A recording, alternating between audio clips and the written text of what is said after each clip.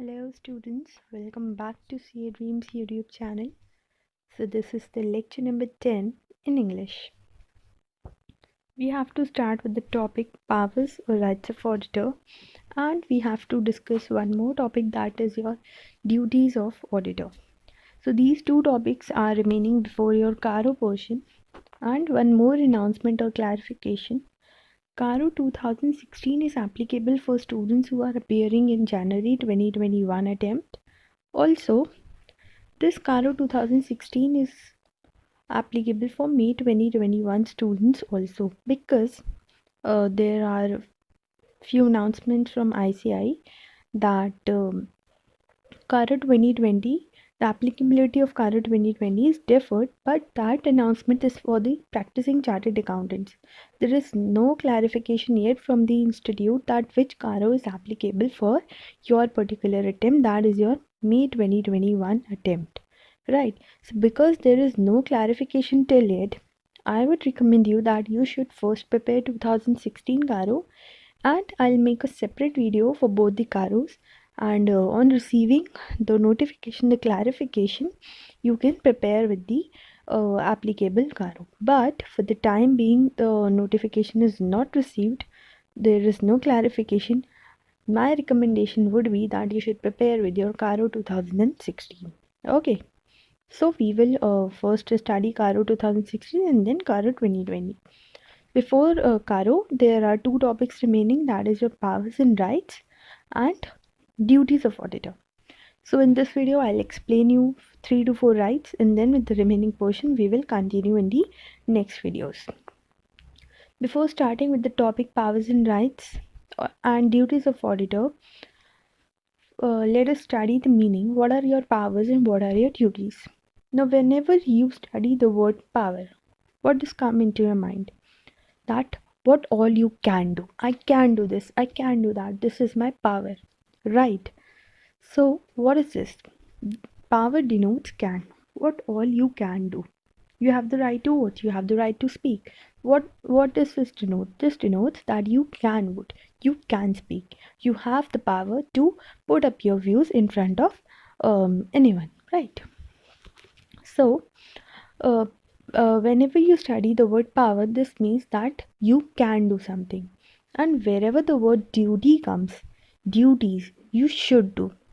So wherever you will study the word duty, that means you should respect your nation. This is your duty to keep your country, to keep your environment clean. So what does this denote? This denotes that what all things you should do. So power means can and duties means you should. So powers means can. That means we will study what all can the auditor do, and when we will study duties, that means that what should the auditor do. Right. So we will first study the powers and rights. That means what can the auditor do.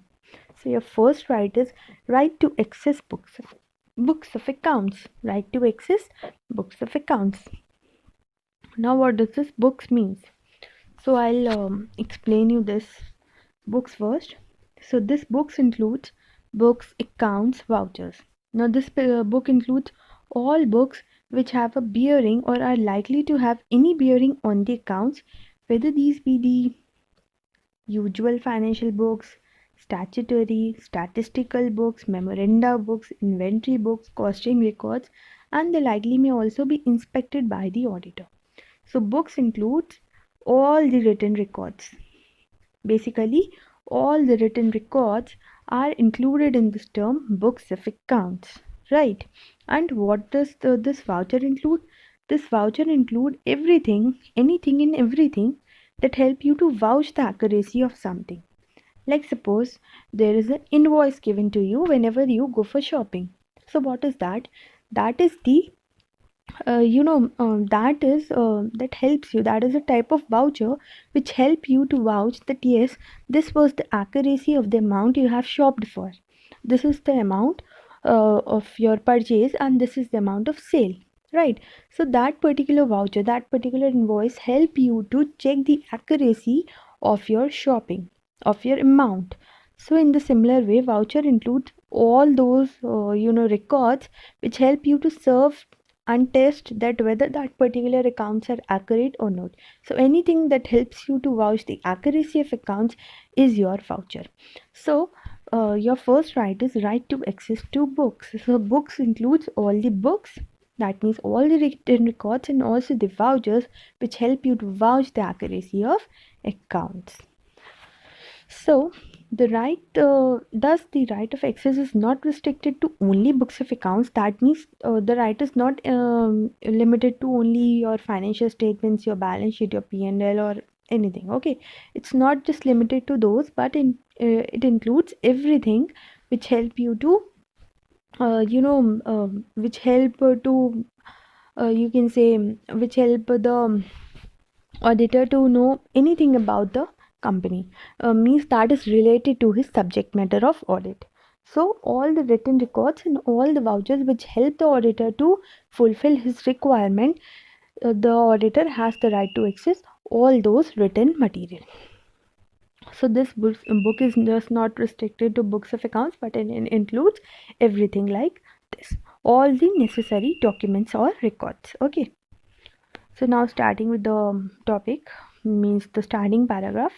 Section number 143 subsection 1 of the act provides that the auditor of a company at all times, that means there is no particular time frame set for the auditor. The auditor can at any time, at all time, what he can do, he can access the books of accounts.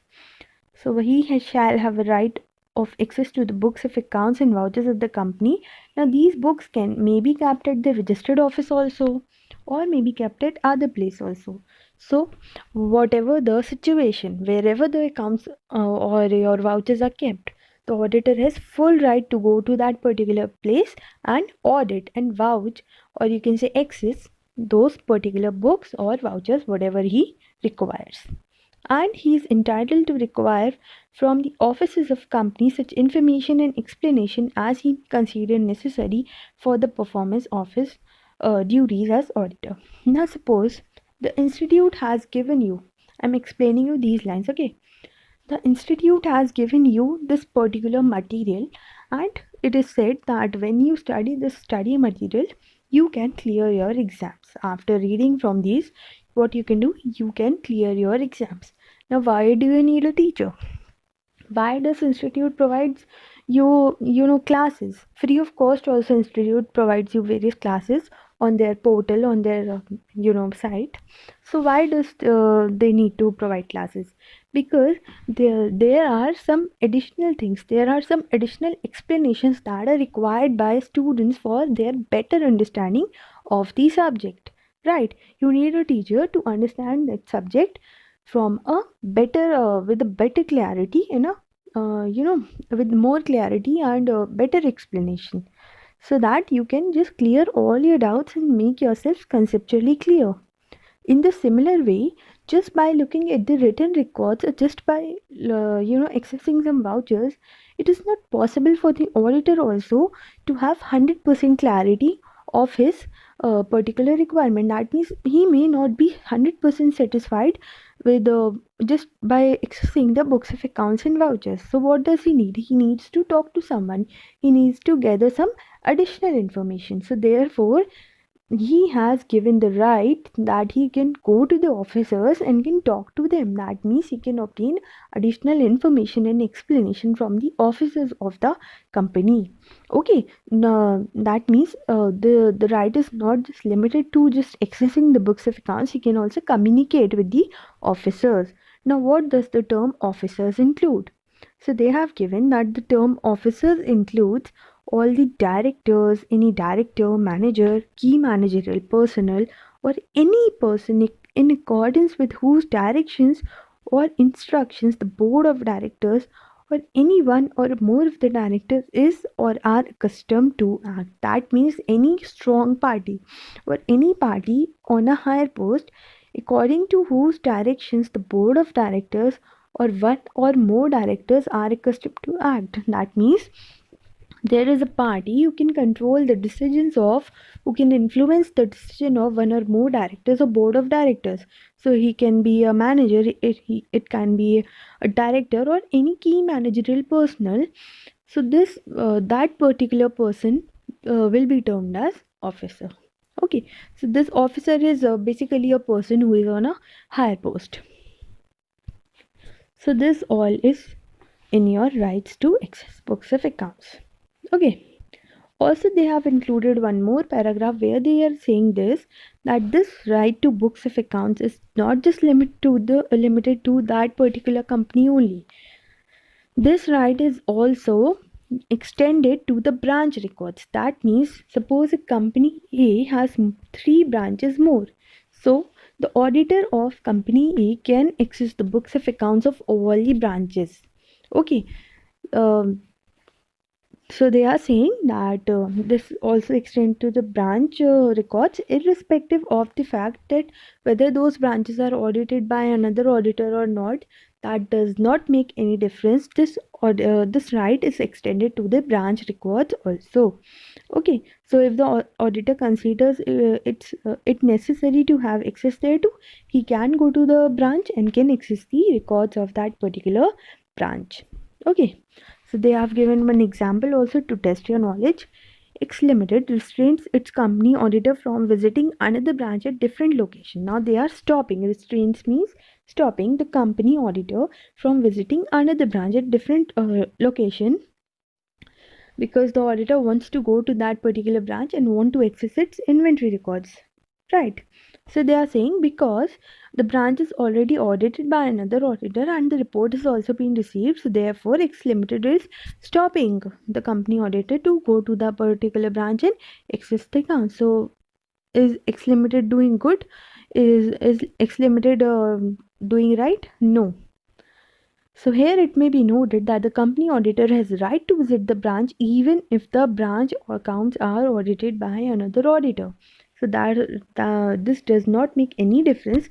Irrespective of this fact, your company auditor can go and access the records of branches, right? So if he considers it necessary to do so for the performance of his duties, he can go to the branch and can access the books of accounts, right? Okay, now moving on to the second right, that is your information and explanation from officers. Now, this right is already merged with the first right, so I'll not discuss it more, but just let us just read it. So, this right of the auditor to obtain from officers of the company such information and explanation as he may think necessary for the performance of his duties is a wide and important power. In the absence of such power, now they are saying if this right was not given to him, the auditor would not be able to obtain details of amount collected by the directors from any other company, firm, or person, as well as of any benefits in kind derived from the directors from the company, which may not be known from an examination of books. Now, see, they are saying that in the books, only the transactions that are done from a financial point of view are recorded, right? But what if there was a transaction in kind? So all these details would be gathered only if you would talk to the director, or if you would talk to the officer. Okay, so they are saying that if this power was not given, then it would not be possible to obtain such information. So therefore, to gather more information, this right is given. So it is for the auditor to decide the matters in respect of which information and explanations are required for him. So it is the auditor who should decide that what explanation he should gather from the officers. So when the auditor is not provided the information required by him or is denied access to books, his only remedy would be report to the members. So they are saying that if anybody tries to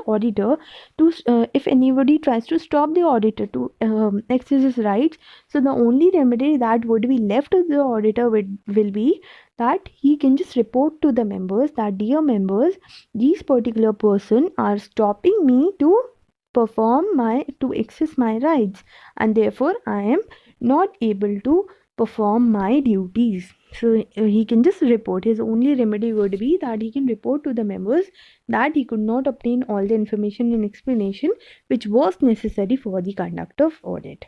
Okay, so this was your second right. Now your third right is right to receive notices and to arrange general meeting. Now this is one of the most important right, and this is that the auditor. First of all, let me just tell you the summary of this right. the auditor has the right to receive notices for meetings for all the subject matter, whatever be the subject matter, whatever be the agenda of meeting. The auditor has the right to receive the notices for every meeting, but he can speak in only those subject matters, he can speak on only those agendas in which his subject matter is concerned, or in which he is considered to be the auditor. That means the only subject matters of audit, in those subject matters only the auditor has the right to speak or right to be heard. In all other matters he cannot speak, he should not be heard. Okay, so the auditors of the company are entitled to attend any general meeting, and also to receive all notices and other communications relating to general meeting which members are entitled to receive, and to be heard at any general meetings in any part of the business of the meeting which concerns them as auditor. So that means he can attend any general meeting, he should receive notices for every general meeting, but he should speak uh, sorry, I just said to speak. No, he can attend any general meeting. He should receive notices for every general meeting, but he can speak in only those matters which concerns him as auditor. So they are saying that section 146 discusses right as well as duty of the auditor, that he should receive notices and he should also attend general meeting. Now the auditor can attend general meeting through himself also and through his authorized representative also. So all notices and other communications relating to any general meeting shall be forwarded to the auditor, and the auditor shall otherwise, unless exempted. Now, if that particular authorized representative is exempted, then he cannot go in place of the auditor. But if he is not exempted, then he can go and attend the general meeting. So authorized representative should also be qualified to be an auditor. That means he should be a CA, and also he can attend any general meeting and to be heard in only that general meeting which considers them as auditor or which are of his concern. Okay, so a representative is a kind of proxy in place of the auditor, but you should keep in mind that particular representative should not be exempted. So thus it is the right of the auditor to receive notices and other communications relating to any general meeting and to be heard at such meeting relating to the matter of his concern. However, it is the duty of auditor to attend the same through himself or through his authorized representative unless otherwise exempted. Right? Now your fourth right is right to report to the members of the company and accounts examined by him. Now, what is report? Report is a kind of report card. When you were in school, when you were in college, you were given your result. So what is that? Even ICI gives you results. So what is that? It is the report card of your performance. Similarly, when you are the auditor of the company, you also have to give a report of your performance to the members. So they are saying that right to receive to the members of the company and accounts examined by him. So the auditor shall make a report to the members of the company on the accounts examined by him and on every financial statements which are required by under this act to be laid before the company in general meeting. Now, if you are pursuing with your articleship, you must have already done it, right? You must have already prepared company audit report. So what is that company audit report? Now, why does the client require that company audit report? Because they have to show it to the members in the general meeting. So and the report shall, after taking into account the provisions of this act, the accounting and auditing standards and methods which are required to be included in the audit report. So they are just saying that you should consider all these standards in your report, and any rules, you should follow all the rules, the said accounts, financial statements, and you should report that whether the financial statements give a true and fair view of the state of company affairs at the end of financial year, and profit or loss and cash flow and such as other matters as may be prescribed. Okay, so this is all your right to report. That means you just have to prepare a report that what all you observed and you have to report it to the members of the company. Now your fifth right is right to leave. Now this right, practically this right is now no more applicable, but as it is given in your institute's material, you should prepare it. So, in terms of general principles of law, any person having the lawful possession of someone else's property on which he has worked may retain the property for non-payment of his dues on account of the work done on the property. Now suppose there is a piece of land, and on that land some workers are that means this is party A and this is party B. This is a plot of party A, and Mr. A, or you can say party A, has contracted with party B that you should construct on this piece of land, and in return I'll give you money. But what happens is, because of some financial issues, A fails to give or you can say pay to B. So because there was a lawful contract between them, because B had the right to lien, so therefore what happened is B can acquire his property, and this property will now be termed as the property of B. Okay. So they are just saying that in terms of general principles of law, any person having the lawful possession of someone else's property, now he will be the new owner of that property because he has not been paid the amount which was the amount which was of his work, the payment of his work. So on the premise, auditor can exercise lien on books and documents placed at his possession by the client for non-payment of fees for work done on the books of accounts. So they are saying now this right of lien, because this is the right of lien only, that the person who has worked on that particular property, and if he does not receive his fees, then he has the right to possess that. He has the right to lawfully possess that particular property. So they are saying this only, that in audit, the auditor can, if he is not given his fees, he can retain the books of accounts on which he has worked. So the ICI in England and Wales have expressed a similar view on the following conditions. Documents retained must belong to the client who owes the money. That means that those documents should be the of only those that client who owes the money. That means from whom the auditor is eligible to receive the amount. Also, they are saying documents must have come into possession of the auditor on the authority of the client. That means the auditor should not force the client to give him those documents. They should come into possession only on the authority of the client. So they must not be received through irregular or illegal means.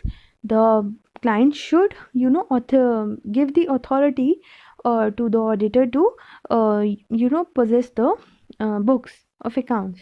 So in case of a company client, they must be received on the authority of board of directors, because the company is an artificial person. Also they are saying the auditor can retain the documents only if he has done some work on them.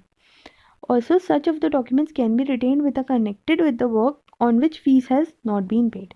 So only those documents can be retained on which fees has not been paid. So under section number 128, the books of accounts must be kept at registered office. These provisions ordinarily make it impracticable for the auditor to have possession of the books and documents. Now they have explained the reason that this right is practically impossible, because most of the books of accounts are kept at registered office only, right? So they are saying that these provisions, because this is because due to some provisions that the books of accounts are kept at registered office. Now these provisions ordinarily make it impracticable to have possession of the books of accounts. Also, the company provides reasonable facility to auditor for inspection of books of accounts by directors and other authorized to inspect under the act. So taking an overall view of the matter, it seems through that though legally auditor may exercise right to of lien in case of companies, but it is mostly impracticable for legal and practicable constraints. His working papers being his own property, the question of lien of them does not arise. So they are saying that working papers are the documents of the auditor only, but this books of accounts is practically impracticable because of some provisions. The books of accounts are kept at registered office, therefore he cannot possess it legally, right? So they are saying that though this is a right given to the auditor, but because of some provisions, it is not practically possible. So section 230 issued by ICI in audit documentation and SQC1 and other assurance is issued by institute provides that unless otherwise specified by law or regulation, audit documentation is the property of the auditor. So this you have already studied, in the chapter audit documentation. So they are just saying that audit documentation and working papers are the property of auditor, and if anyone needs, he can just obtain it from the auditor. Right. So your powers and rights of the auditor topic is completed, and in the next video we will discuss with all the duties, and then we will start with the other miscellaneous topics, and then we will go with the Karo. So this is how your chapter is going on. I hope you are getting benefited out of it, and if you're really finding my videos helpful, then please do share, like, comment, and please subscribe to this channel. Ending this video here. Bye guys.